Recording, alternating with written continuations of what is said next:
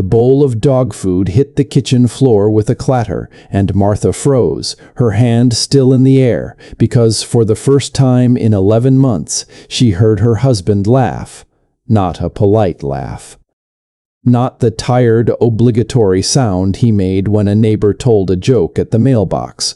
A real laugh, the kind that came from deep in his chest, the kind she hadn't heard since before the silence took over their house like a slow, creeping fog. She stood in the doorway of the kitchen, dish towel forgotten in her hands, and watched Robert on his knees on the linoleum, a three-legged mutt hopping circles around him, tail going a mile a minute, tongue lolling out the side of his mouth like he'd just told the funniest joke in the world. Robert looked up at her. Their eyes met for the first time in what felt like forever without either of them looking away first. And in that moment, something cracked open in Martha's chest that she thought had sealed shut for good. If you have ever lived in a house with someone you love, and yet felt more alone than you've ever felt in your life, you already know exactly what this story is about.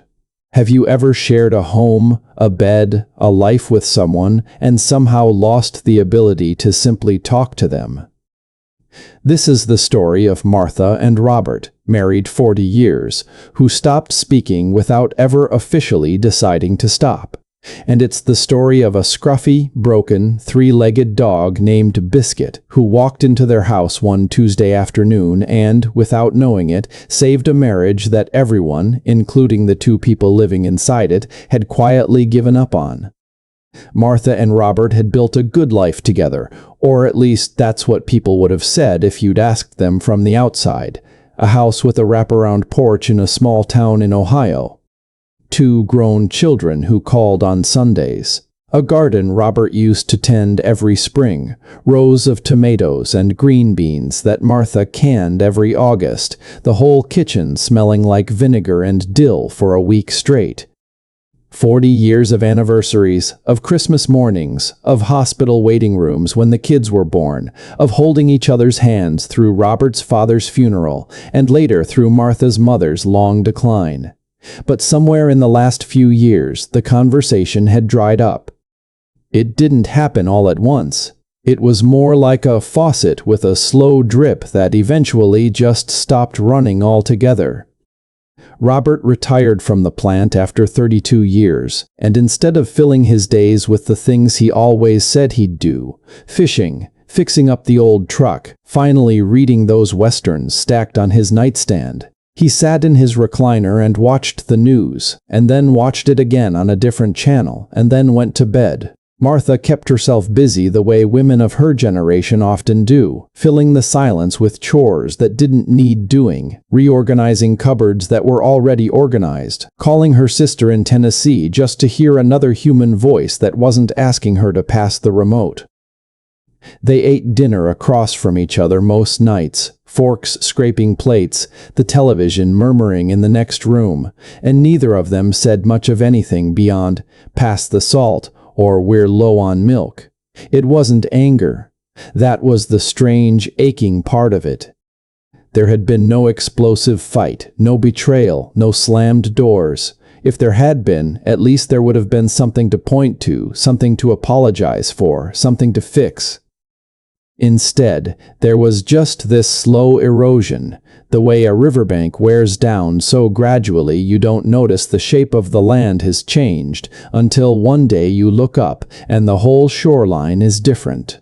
Martha would lie awake some nights, staring at the ceiling fan turning lazy circles above her, and wonder when exactly she and Robert had become two people who happened to share a mortgage. She missed him. That was the part that scared her most.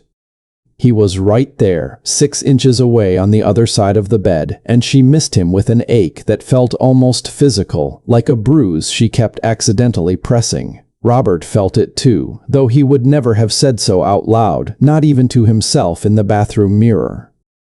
He'd catch himself watching Martha across the kitchen, the way she still hummed old church hymns under her breath while she washed dishes, the same songs she'd hummed when they were newlyweds in that tiny apartment above the hardware store. And something in him would ache to cross that kitchen and put his arms around her the way he used to. But the longer the silence stretched, the heavier it got, until it felt less like a gap he could simply step over and more like a wall he didn't know how to climb. Their daughter Diane noticed it first during a Sunday phone call when she asked how her parents' anniversary trip planning was going, and Martha had gone quiet on the other end of the line for a beat too long before saying, "Oh, we haven't really talked about it yet." Diane had hung up that phone and sat at her own kitchen table for a long time, worried in a way she couldn't quite explain to her husband, because her parents' marriage had always been the one steady thing in a shaky world, the couple everyone pointed to and said, she'd been volunteering at the county animal shelter on Saturday mornings, mostly to get her own kids out of the house, and she'd fallen hard for a scrawny brown mutt who'd been found on the side of a county road, his back left leg so badly mangled by a passing car that the vet had no choice but to amputate. Nobody wanted a three-legged dog. People walked right past his kennel toward the puppies and the purebreds, and this dog, whoever he was, whatever mix of breeds had made him, just sat there with his ears pinned back and his eyes following every person who didn't stop. Diane couldn't take him home herself, not with a toddler and a baby and a husband who was allergic to anything with fur. But she couldn't stop thinking about him either. So, on a whim, without asking either of her parents, without even fully thinking it through, she loaded that dog into her car on a Tuesday afternoon and drove him over to her father's house. Robert answered the door expecting a delivery, maybe the new gutters he'd ordered, and instead found his daughter standing on the porch holding a leash attached to the saddest, skinniest, most lopsided dog he had ever laid eyes on. "Absolutely not," was the first thing out of his mouth. "Dad, just meet him," Diane said, already walking the dog past him into the front hallway before he could argue further. "His name's Biscuit. The shelters had him 4 months. Nobody wants him because of the leg. He's got until Friday before they have to make room." Robert stood there with his hand still on the doorknob, watching this three-legged dog sniff cautiously around his living room, favoring his back end in this odd little hop-skip motion, and something in Robert's chest tightened in a way he wasn't prepared for. He didn't want a dog. He'd told Martha 100 times over the years that dogs were too much work, too much mess, too much heartbreak when they eventually left you. But he found himself crouching down anyway, lowering himself onto one knee with the careful stiffness of a 71-year-old man, and holding out his hand. And Biscuit, this dog who had every reason in the world to be afraid of people, who had been hit by a car and left for dead on the side of a road, walked right up and pressed his head into Robert's open palm like he'd been waiting his whole life for exactly this moment. "Dad," Diane said softly, watching her father's face. "I think he needs somebody as much as you need him." Martha came home from the grocery store 40 minutes later to find a dog bed in her living room that hadn't been there that morning, and a note from Robert on the counter that simply said, "Went for supplies, back soon." "Don't be mad." She stood in her kitchen holding a bag of groceries, absolutely certain her husband had lost his mind, and then Biscuit came hopping around the corner from the hallway, and Martha's grocery bag hit the counter a little harder than she meant it to. Her first instinct was frustration. A dog, at their age, with their bad backs and their fixed income and their house that had been quiet and predictable for years. She opened her mouth to say something about it when Robert walked back through the front door, and she watched him kneel down and let this broken little dog climb halfway into his lap. Watched her husband's face soften into an expression she hadn't seen on him in years, something unguarded and almost boyish, and the words died in her throat. "He doesn't have anywhere else to go," Robert said quietly, not looking up at her. "Nobody wants him because of the leg." Martha stood there for a long moment. And then, without quite deciding to, she found herself walking across the kitchen and lowering herself down onto the floor next to her husband, the first time in longer than she could remember that they'd been on the same level, physically or otherwise, without a coffee table or a television or a newspaper between them.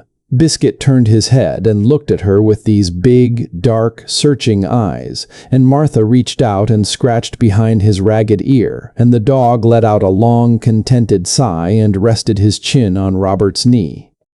Nobody said anything profound in that moment. Nobody announced that everything was about to change. But something had shifted, a single crack of light through a door that had been shut for a very long time, and neither Martha nor Robert could have explained why a stray, broken dog sitting between them on their kitchen floor felt like the first honest thing that had happened in their house in nearly a year. The first week was hard, the way anything new and living and needing tends to be hard. Biscuit didn't sleep through the night at first, whining softly in his crate in a way that had Robert padding downstairs at 2 a.m. in his socks, sitting on the kitchen floor talking low and steady to a dog who couldn't understand a word he was saying but seemed to understand the tone just fine. Martha would come down sometimes and find them there together, her husband in his undershirt, hunched over on the cold linoleum with a dog's head resting on his thigh, and she would stand in the doorway and just watch for a minute before either of them noticed her. There was something about seeing Robert like that, soft and patient and entirely unguarded, that made her remember the young man she'd married 4 decades earlier. The one who used to sit up with their babies during colic, humming the same tune over and over until the crying stopped. Biscuit needed things, and needing things, it turned out, was exactly what their house had been missing. He needed to be fed twice a day, and figuring out who would do the morning feeding and who would do the evening feeding required an actual conversation, the kind with back and forth in it. The kind that hadn't happened over their kitchen table in longer than either of them wanted to admit. He needed short, careful walks because of his leg, and Robert took to walking him around the block every morning, moving slow to match the dog's uneven gait. And one morning Martha laced up her old sneakers and said, "Mind if I come along?" Robert looked at her like she'd asked to come along on a trip to the moon. But he said, "Course not," and the 3 of them walked around the block together in the cool morning air, Biscuit hopping happily between them, and for the first 6 houses neither Martha nor Robert said a word, just walked side by side in a silence that somehow felt different than the silence at home. Softer. Less like a wall and more like a held breath. By the 7th house, Robert cleared his throat and said, "Diane says he was on the side of Route 9. Somebody hit him and just kept driving." "Lord," Martha said, shaking her head, "who does that to a living creature?" "I don't know," Robert said. "But I keep thinking about it, him lying out there.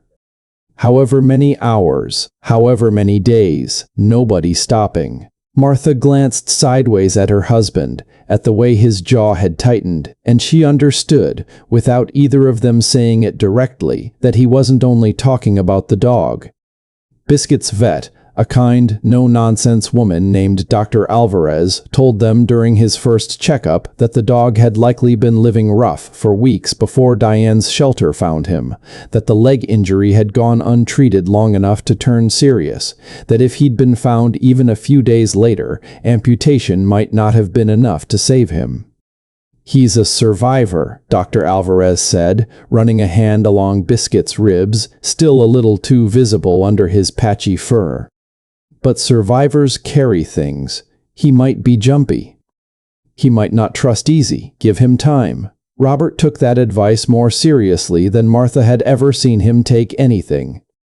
He built Biscuit a ramp for the porch steps out of scrap plywood in the garage, sanding the edges smooth over 3 evenings, something Martha hadn't seen him do, working with his hands on a project just for the pleasure of it, since he'd built the kids' old treehouse decades earlier. He researched dog nutrition on the library computer because Martha refused to let him buy the fancy laptop the grandkids kept suggesting.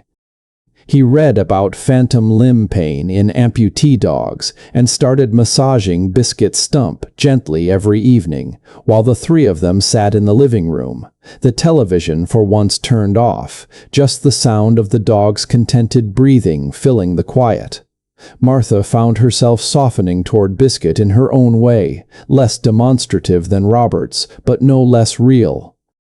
She started buying him little treats when she went to the grocery store, telling herself it was practical, that a well-behaved dog was easier to live with, but really it was because she liked the way his whole body wagged, not just his tail, when she came home and he heard her key in the lock. She liked having something in the house that was that unambiguously glad to see her.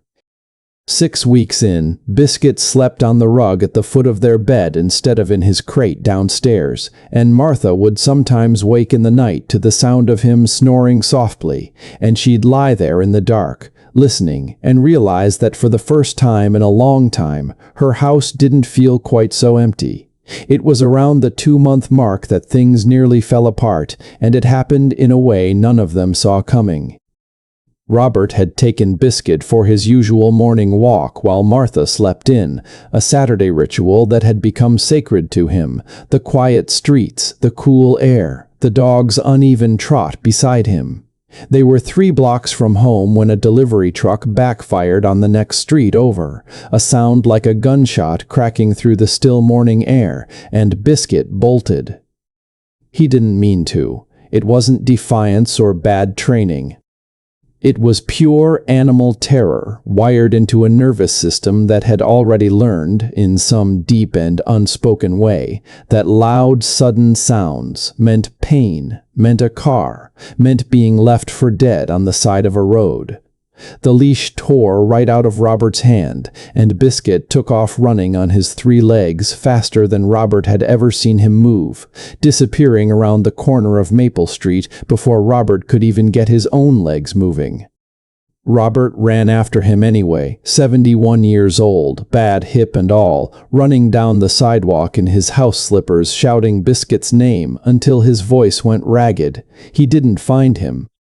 Not on Maple Street, not on Birch, not anywhere in the 3 surrounding blocks he covered before his hip gave out, and he had to stop, doubled over, hands on his knees, gasping, panic clawing up his throat in a way he hadn't felt in years. He walked home alone.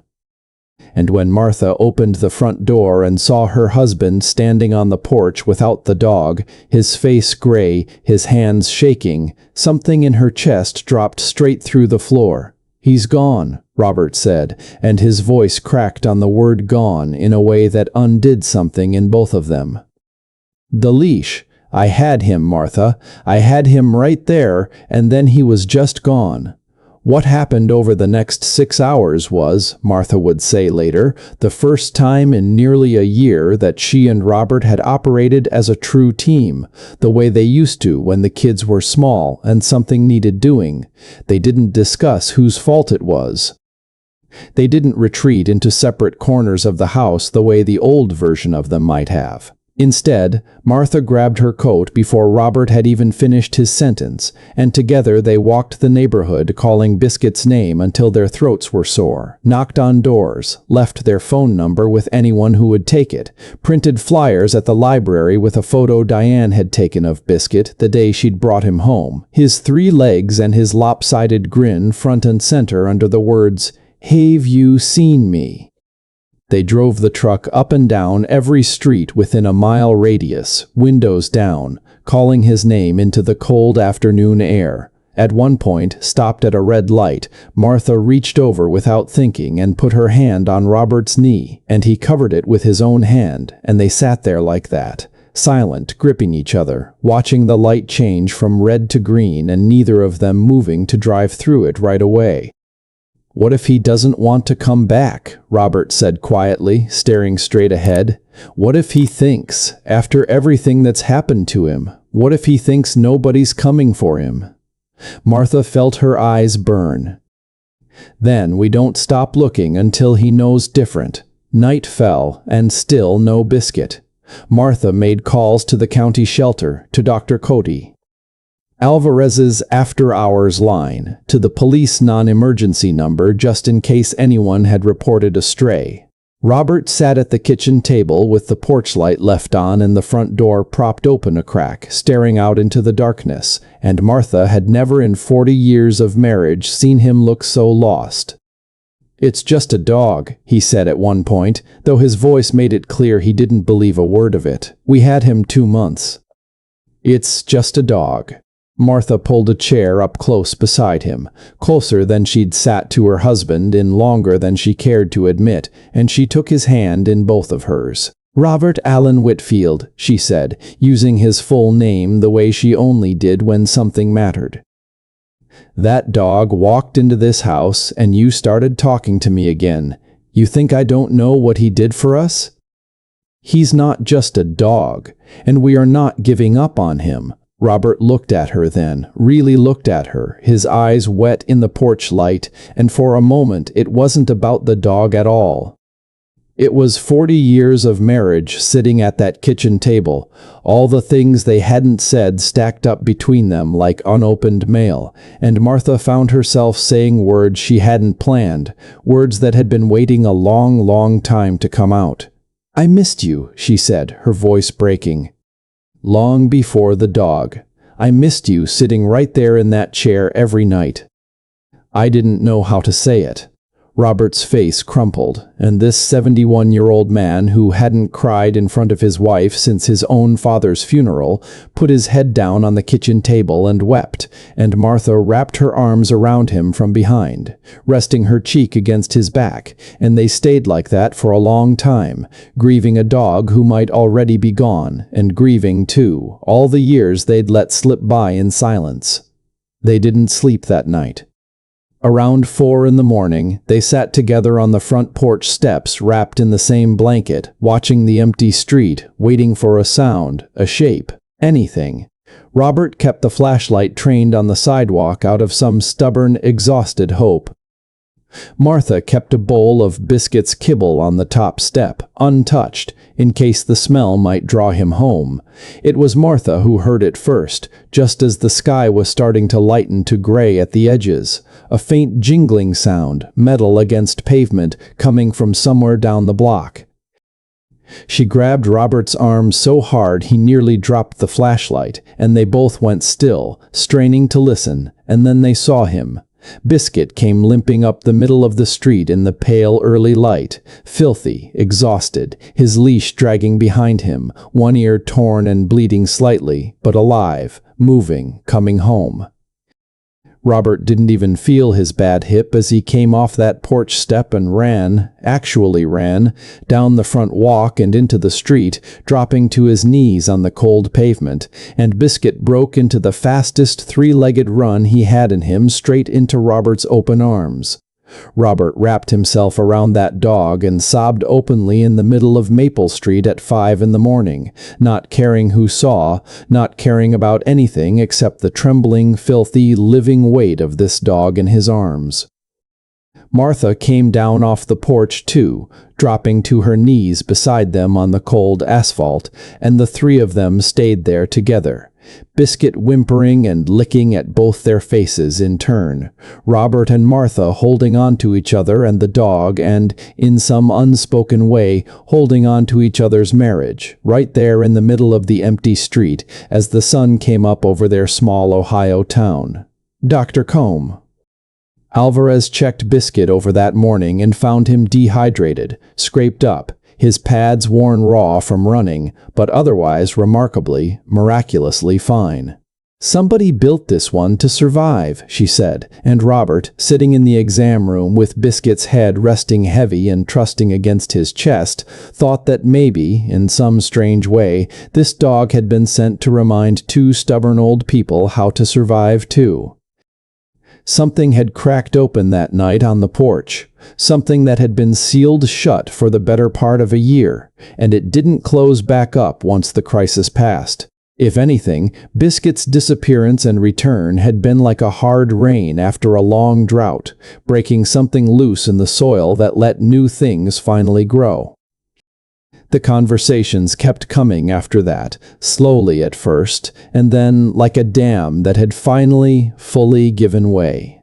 They talked about Biscuit constantly, of course, comparing notes on his training, laughing together over his stubborn refusal to walk on wet grass, marveling at how quickly he'd learned to navigate the porch ramp Robert built him.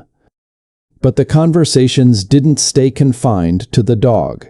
They spilled over into everything else, the way water always finds its way to the lowest, most honest ground.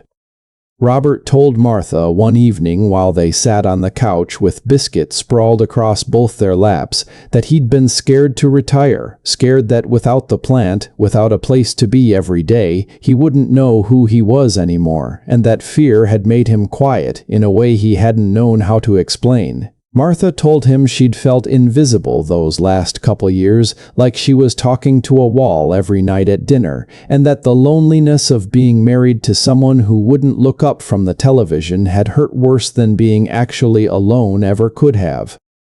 They didn't solve 40 years of accumulated silence in one conversation. Nobody's marriage works that way, and Martha would have been the first to say so.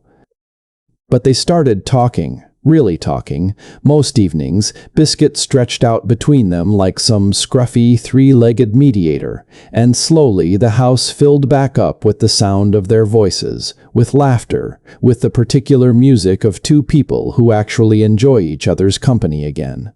Robert started fishing again that spring, and for the first time in years he asked Martha if she wanted to come along, and she surprised them both by saying yes, sitting in a folding chair on the riverbank with a thermos of coffee, while Biscuit dozed in the shade nearby, tail thumping lazily whenever a fish so much as looked at Robert's line.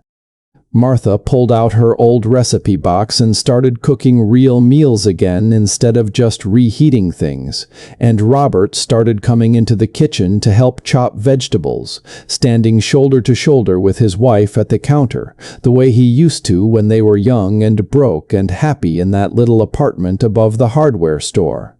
Diane noticed the change during her next Sunday call. The lightness back in her mother's voice, the way her father actually asked questions about the grandkids instead of grunting responses.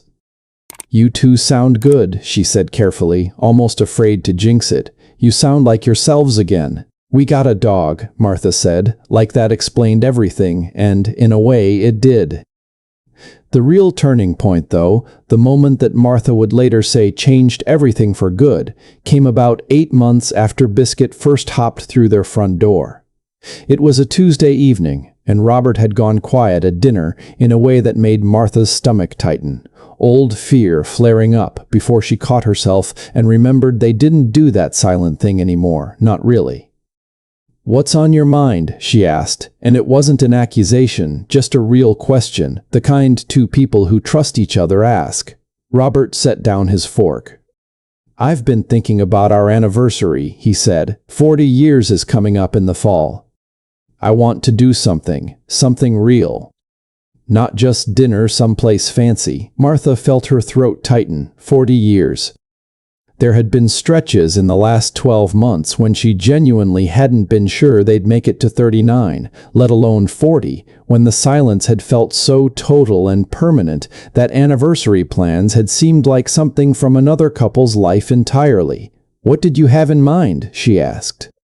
"I want to renew our vows," Robert said, and his voice shook a little on the words. "I know it's old-fashioned. I know the kids will think it's corny. But I want to stand up in front of everybody who matters to us and say it all again, out loud, on purpose this time, knowing exactly what it costs to keep a promise like that for 40 years. He paused, reached down, and scratched behind Biscuit's ear where the dog lay curled against his foot under the table. "And I want him there, right between us. Because he's the reason I remembered how." Martha couldn't speak for a moment. She just reached across the table and took her husband's hand, the same hand she'd held 40 years earlier in a small church 2 towns over, both of them barely into their 20s and certain they knew exactly what forever meant, having absolutely no idea yet how hard forever could actually be and how worth it. "Yes," she said finally, 1,000 times yes. The months that followed were full of a particular kind of busy joy that neither Martha nor Robert had felt in years, the good kind of busy, planning together instead of managing separate lives under one roof. Diane cried when they told her, actually cried at the kitchen table, and immediately started talking about flowers and folding chairs before Martha gently reminded her this wasn't going to be some huge production, just family and close friends in the backyard where their children had once run through sprinklers on summer afternoons. They chose a Saturday in October, when the maple trees in the yard would be turning that deep, burning orange that Martha loved best, when the air would have just enough chill in it to make everyone want to lean a little closer together. Robert, with a seriousness that made Martha laugh until she cried, spent an entire Saturday afternoon in the garage with a needle and thread he'd clearly never used before, trying to fashion a small bow tie out of an old necktie so that Biscuit would have something proper to wear for the occasion. The end result was lopsided and slightly too big and completely perfect, and when Martha saw it hanging on the coat hook by the door, she understood in a way words couldn't quite capture just how far her husband had traveled from the silent, closed-off man he'd been sitting in that recliner a year and a half earlier. The morning of the anniversary, the whole family gathered in the backyard under strings of small white lights. Robert had spent 2 evenings hanging along the fence line, arguing cheerfully with his son-in-law about the best way to run the extension cord. Diane's kids ran barefoot through the grass in their good clothes, despite everyone's warnings. Martha's sister flew in from Tennessee. Old friends and neighbors who had known Martha and Robert for decades filled the folding chairs, many of them dabbing at their eyes before the ceremony had even started, because word had gotten around, the way it does in small towns, about the year this particular couple had come back from. Robert stood at the makeshift altar Diane had built out of an old wooden arch and some borrowed flowers, wearing his good gray suit, looking nervous in a way that made him seem, for just a moment, exactly like the 23-year-old groom he'd been 40 years earlier. And beside him, sitting obediently on his 3 legs with his lopsided bow tie slightly askew, sat Biscuit, tail thumping gently against the grass, as if he understood, in whatever way dogs understand these things, that today mattered. When Martha came around the corner of the house on her son's arm, wearing a simple blue dress instead of white, because this wasn't about pretending to be young again, this was about honoring everything they'd actually lived through, Robert's eyes filled with tears before she'd even reached him. And Biscuit, watching her walk closer, let out one soft, joyful bark, as if he too had been waiting for this moment, as if some part of him understood that he was standing at the center of a story much bigger than his own rescue. The minister, an old family friend, kept his words short, because what needed saying had already been lived, not just spoken. When it came time for vows, Robert's hands shook as he unfolded the paper he'd written on, and Martha reached out and steadied his fingers with her own before he began. 40 years ago, Robert read, his voice thick, I promised to love you in sickness and in health, for richer or poorer, for better or worse. I didn't know then that the worse could be quiet. I didn't know silence could be its own kind of sickness, but I know now. And I know that I want to spend whatever years I have left making sure you never doubt for one single day that I see you, that I hear you, and that I choose you every single morning on purpose. He paused, glancing down at the dog sitting steady between them. And I promise to always remember what a broken, 3-legged stray taught an old, stubborn man about showing up. There wasn't a dry eye among the folding chairs. Martha's own vows, when she found her voice, were simpler, but no less true. I stopped believing we knew how to find our way back to each other, she said. And then this ridiculous, wonderful dog walked into our kitchen and knocked something loose in both of us that we didn't even know was stuck. Robert, I promise to keep choosing this house, this life, and you every single day, even on the quiet ones, especially on the quiet ones, because I know now that quiet doesn't have to mean lost. When the minister finally pronounced them, once again, husband and wife, the whole backyard erupted into applause, and Biscuit, overwhelmed by the noise and the joy crackling through the air, jumped up on his 3 legs and let out a series of delighted barks, spinning in an excited lock. Later that evening, after the guests had gone home and the string lights glowed soft against the darkening October sky, Martha and Robert sat together on the back porch steps, Biscuit's bow tie finally removed and tossed aside. The dog himself sprawled contentedly across both their laps, worn out from a day of being thoroughly loved by everyone in sight. "You know what I keep thinking about?" Robert said quietly, running his hand along Biscuit's back. "What's that?" Martha asked, leaning her head against his shoulder the way she used to when they were young. "Diane brought him here to save him," Robert said. "Some stray dog nobody wanted, about to run out of time at that shelter. I keep thinking we were rescuing him. And the whole time, it was the other way around." Martha was quiet for a moment, watching the last of the string lights flicker gently in the October breeze. "Maybe it works both ways," she said finally. "Maybe that's just how rescue is supposed to go. Nobody saves anybody all on their own." Biscuit, sensing the conversation was somehow about him, lifted his head and looked between the two of them with those same searching dark eyes he'd had that very first day in their living room, before resting his chin back down with a contented sigh, right there in the space between them, exactly where he'd been ever since the day he arrived, exactly where he belonged.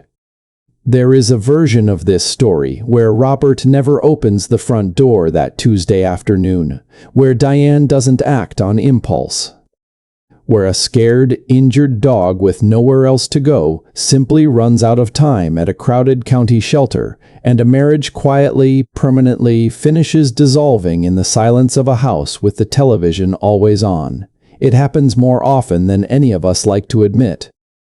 People stop talking, and they tell themselves it's temporary, and the months turn into years, and one day they wake up as strangers who happen to share a bed. But that isn't what happened here. What happened here is that a broken dog and 2 people who thought they'd forgotten how to love each other out loud found their way back together. One quiet morning walk, one shared cup of coffee, one terrifying night of searching an empty street at a time. So here's what this story leaves you with, and it's not really about the dog at all, not in the end. It's about the 6 inches of space between 2 people in a bed, or at a dinner table, or on a couch, and how far that distance can quietly stretch if nobody ever tries to close it. It's about how sometimes we think we're the ones doing the rescuing, when really something small and unexpected and entirely undeserving of the credit is the one pulling us back from a ledge we didn't even realize we were standing on. Now it's your turn. Has an animal ever walked into your life at exactly the moment you needed them, without you even realizing how much you needed them until they were already there?